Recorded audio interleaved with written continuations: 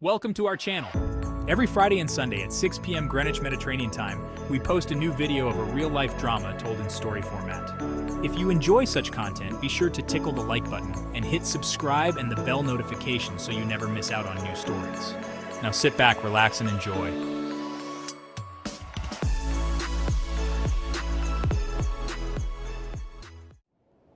The Seattle sky was a quilt of grey on that crisp autumn afternoon in 1971.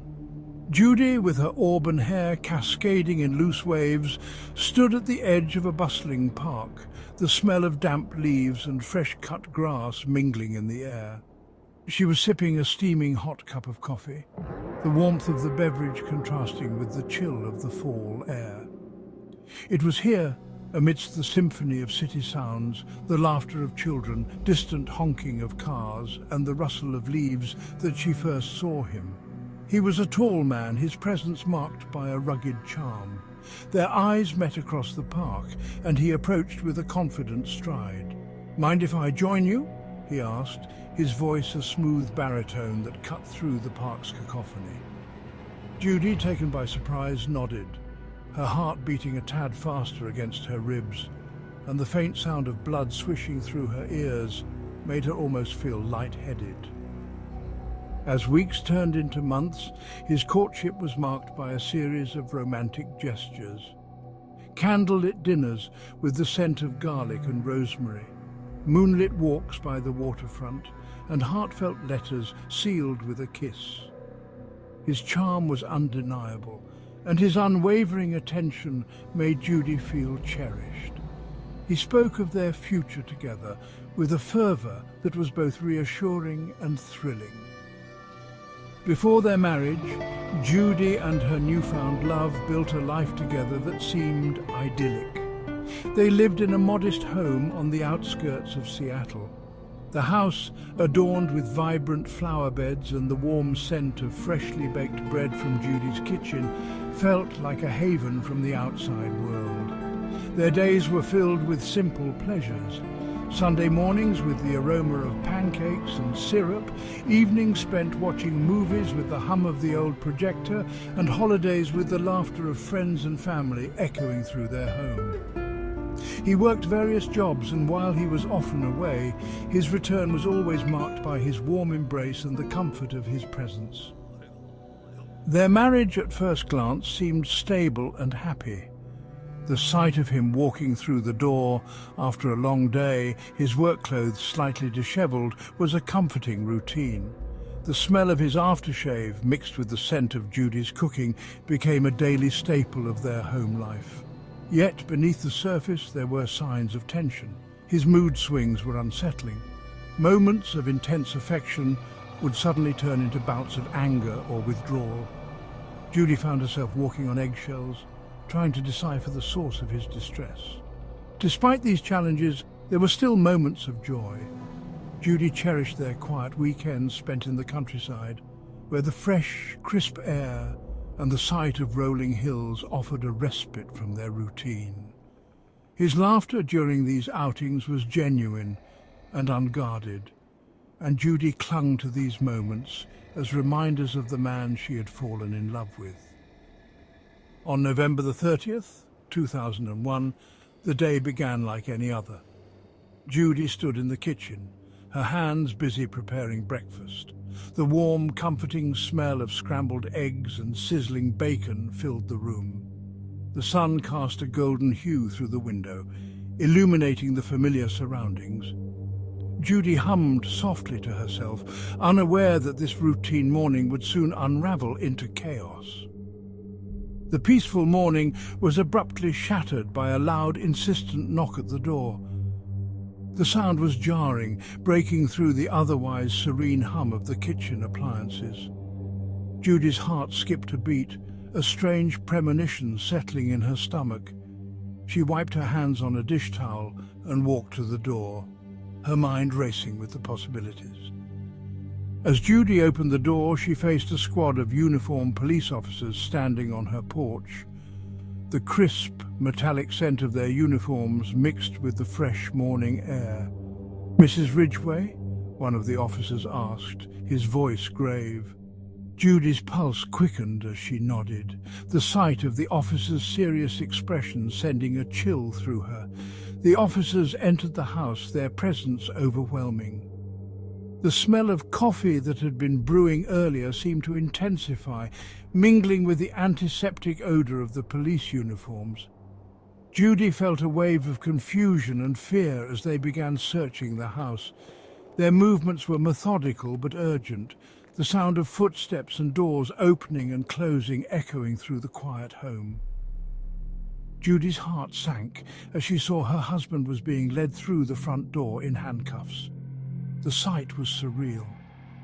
Gary, a man she had shared so many intimate moments with, now restrained and surrounded by law enforcement. The sharp click of handcuffs and the cold, sterile scent of the police officers seemed to highlight the gravity of the situation. As the police continued their search, the house was swarmed by reporters and camera crews. The harsh flashes of their cameras pierced through the windows, casting erratic shadows on the walls. The noise outside was deafening, shouting reporters, the hum of news vans, and the buzz of camera equipment filled the air. Judy, overwhelmed, could hardly process the scene unfolding before her eyes. The police set up a makeshift press conference outside. Judy could hear snippets of the announcement through the open window. The arrest of Gary Ridgway, known as the Green River Killer, a man that would ultimately be convicted of 49 murders, was confirmed by a very stern-looking officer. The words were a blur, each one hitting her like a physical blow.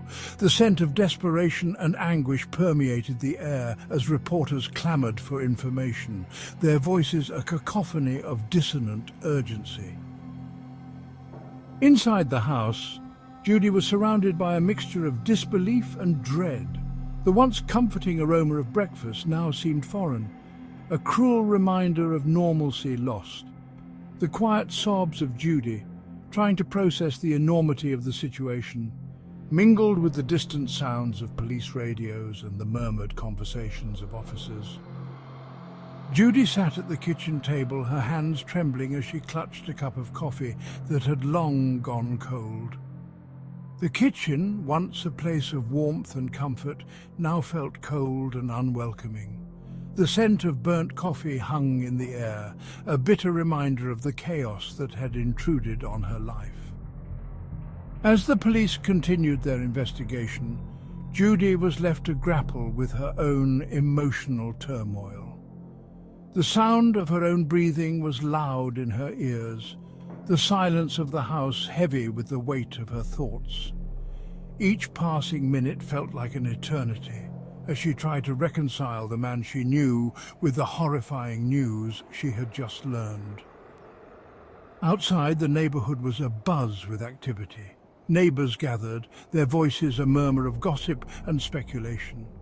Judy could hear their hushed conversations and the occasional gasp of shock. The smell of anxiety and curiosity seemed to seep into the air, creating an atmosphere of communal unease. The realization of the extent of Gary's crimes began to sink in. Judy's mind replayed the news reports, the words "Green River Killer" echoing in her head. The overwhelming stench of betrayal and horror seemed to suffocate her. She looked around her home, trying to find solace in the familiar, but everything felt tainted and alien. The first confession came through a news broadcast. The details of Gary's crimes laid bare. Judy was alone in the living room, the flickering images on the TV screen a stark contrast to the calm she had once known. The reporters' voices were clinical and detached, but for Judy, each word was a dagger to her heart. The sight of Gary's face on the screen, now synonymous with unimaginable horror, left her feeling numb. Family and friends began to arrive, their faces a mix of concern and sympathy. The scent of their perfumes and the sound of their soothing voices provided a small measure of comfort, but the emotional weight of the situation was palpable. The media presence intensified as the day wore on. The relentless flashes of cameras and the persistent buzz of reporters outside the house created a chaotic atmosphere.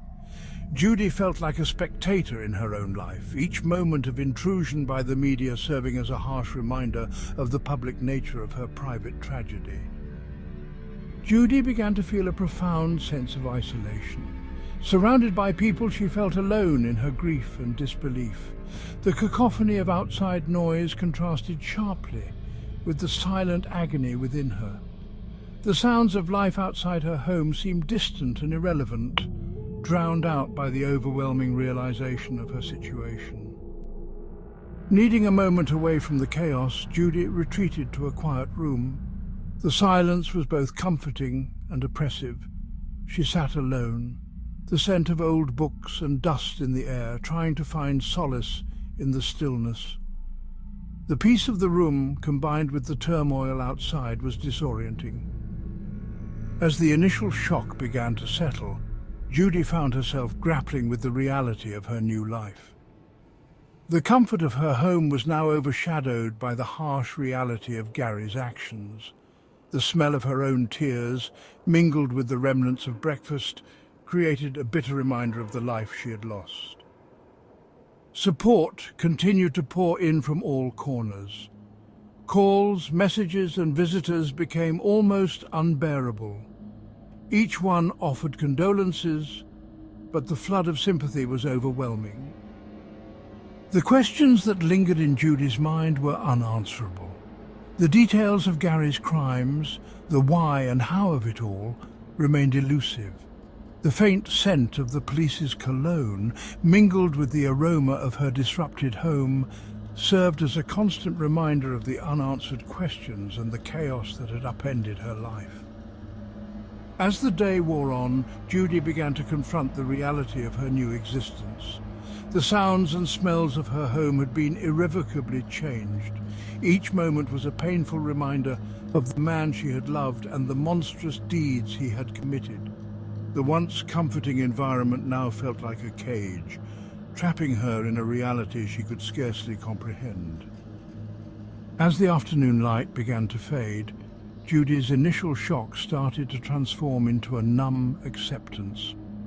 The day's events had left her emotionally exhausted, and the weight of Gary's crimes began to settle into her consciousness. The house now felt like a shell of its former self. In the quiet of the late afternoon, Judy resolved to face the future with whatever strength she could muster. The next day began with Judy still reeling from the previous day's turmoil. The morning sun cast a cold light through the windows, highlighting the remnants of Gary's arrest, with the dishevelled newspapers along with stale coffee cups strewn across the coffee table. As Judy prepared breakfast, the smell of burnt toast filled the air, an unpleasant contrast to the routine warmth of her kitchen.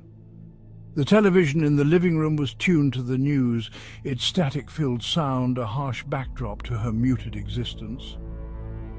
The news anchor's voice cut through the static, reporting Gary's first confession in chilling detail. Judy stood frozen in the kitchen, her hands gripping the edge of the counter as she listened. The report described a grisly crime scene, the stark and brutal facts delivered with clinical precision. The vivid descriptions seemed to penetrate the very walls of her home, tainting every familiar scent and sight. The details of Gary's confession hit Judy like a physical blow. The warmth of the morning sun and the smell of burnt toast felt suddenly out of place. Judy's legs wobbled and she sank into a chair, her mind struggling to reconcile the man she had known with the monster now being described. The scent of her own sweat mixed with the remnants of breakfast, creating a nauseating blend that made her stomach churn. Meanwhile, the media outside began their relentless pursuit. The sight of camera crews setting up and reporters shouting questions through the windows added a layer of intrusion to Judy's already fractured reality. The flashing lights and the buzz of reporters created an overwhelming cacophony that invaded her personal space. The smell of exhaust fumes from news vans and the sharp tang of camera equipment seemed to penetrate her home's walls. Judy's anxiety mounted as the realization of the public's fascination with Gary's confessions became apparent. The constant ringing of the phone, the persistent knocking at the door, and the relentless media outside created an atmosphere of chaos. Each sound, each intrusion seemed to intensify her sense of dread and disbelief. That afternoon brought more news of Gary's confessions. Each new detail seemed to unravel Judy's sense of normalcy further. Her once comforting home now felt oppressive and suffocating. Judy's grief deepened, her sobs becoming uncontrollable as she struggled to process the horror of the day's revelations. Judy retreated to her bedroom, seeking refuge from the chaos. The soft, comforting sense of her personal space offered little solace. The room felt cold and unwelcoming, its familiar surroundings now tainted by the reality of Gary's crimes. Judy's breathing was ragged, each breath a struggle against the weight of her despair. As the media frenzy continued outside, Judy found herself increasingly isolated. The sounds of reporters' voices, their intrusive questions, and the flashing cameras created an atmosphere of relentless pressure. The once familiar and comforting sounds of her home now felt alien and hostile, contributing to her growing sense of entrapment. The ongoing media coverage and the details of Gary's confessions created a profound sense of betrayal. Judy struggled to reconcile her memories of Gary with the horrific acts he had committed. The following morning brought another round of confessions from Gary. Judy awoke to the sound of the television reporting new, even more chilling details. The smell of yesterday's coffee lingered in the air, serving as a reminder of the ongoing tragedy. Each new confession seemed to dig deeper into Judy's sense of normalcy, her mind struggling to keep pace with the mounting horror. The details of the latest confession disrupted Judy's attempts at routine. Judy's attempts to make breakfast were interrupted by waves of nausea and despair. The media's presence intensified, their cameras and microphones intruding on Judy's personal space. Their relentless questioning and the constant flashes of their cameras created a surreal and oppressive atmosphere. The aroma of the media's intrusion felt inescapable. As the day progressed, Judy's emotional state continued to deteriorate. The weight of Gary's confessions, combined with the relentless media scrutiny, created a crushing sense of despair. The house, once a refuge, now felt like a cage. The intrusion of the media and the details of Gary's confessions strained Judy's relationships with friends and family. Despite their best intentions, their presence felt like an added layer of intrusion, their attempts to comfort her overshadowed by the ongoing tragedy. The scent of their perfumes, mixed with the aroma of takeout food they brought, seemed to intensify Judy's sense of isolation. Judy's attempts to find comfort in her surroundings were continually thwarted. The soothing scents of lavender and freshly washed linens now felt inadequate against the backdrop of Gary's confessions. Each attempt to reclaim normalcy was overshadowed by the grim reality of the situation. As the day wore on, Judy's despair deepened. The details of Gary's confessions continued to flood in, each new revelation adding to her sense of hopelessness. The third day brought yet another confession from Gary. Judy awoke to the sound of the television reporting new, more gruesome details. Each new confession felt like a fresh wound, reopening the scars of Judy's heart. The media continued their relentless pursuit. The flashing cameras and the sounds of reporters' voices, a constant background of intrusion. The smell of news vans and the buzz of camera equipment were ever present, amplifying Judy's sense of being trapped in a public spectacle. The constant barrage of news reports and media intrusion began to take a psychological toll on Judy. Her mental and emotional state became increasingly fragile, each new confession pushing her further into despair. Even her attempts to maintain a sense of routine were increasingly disrupted by the ongoing crisis. The simple act of making breakfast or tidying the house became a struggle against the backdrop of her situation. The constant stream of information created a sense of being overwhelmed. The sounds of the outside world seemed to close in on Judy, making her feel suffocated and trapped. Her sense of isolation deepened as the days went on. Despite the presence of friends and family, she felt increasingly alone in her grief. The constant intrusion of the media and the details of Gary's confessions created a barrier between her and those who tried to support her. Her home now felt like an echo of a life she had lost. Desperate for a moment of peace, Judy would regularly retreat to a quiet room. The room, filled with the familiar scents of old books and dust, offered a small measure of solace. The silence was a welcoming contrast to the constant noise of the outside world, providing a brief respite from the overwhelming reality of it all. The fourth day brought even more confessions from Gary, each one more harrowing than the last. Judy's stomach tightening with each new revelation. The media's presence outside continued unabated. Judy's emotional exhaustion was palpable. The details of Gary's confessions, combined with the relentless media scrutiny, left her feeling drained and hollow. The sense of normalcy in Judy's life continued to disintegrate. Judy's mind was overwhelmed by the constant influx of information and the invasive presence of the media. The fifth day brought the final revelations from Gary. The final impact of Gary's confessions left Judy feeling numb. She continued to struggle with the emotional and psychological impact of the whole nightmare her husband had thrust onto her. As the media coverage began to wind down, Judy faced the daunting task of rebuilding her life. Her journey to reclaim her sense of normalcy was just beginning, her path marked by the enduring impact of the nightmare she had just lived. A very long road to recovery lay ahead. As she began the process of healing, she faced the challenge of reconciling her memories with the harsh reality of Gary's actions. The familiarity of her home and surroundings became part of her journey towards recovery, each step a testament to her resilience and determination to reclaim her life from the shadows of the past. In the years that followed, Judy's life was marked by an enduring sense of loss and a search for healing. The world she once knew was irrevocably changed, and the man she had loved became a symbol of terror. Judy's story is a poignant reminder of the fragility of human relationships and the profound impact of betrayal.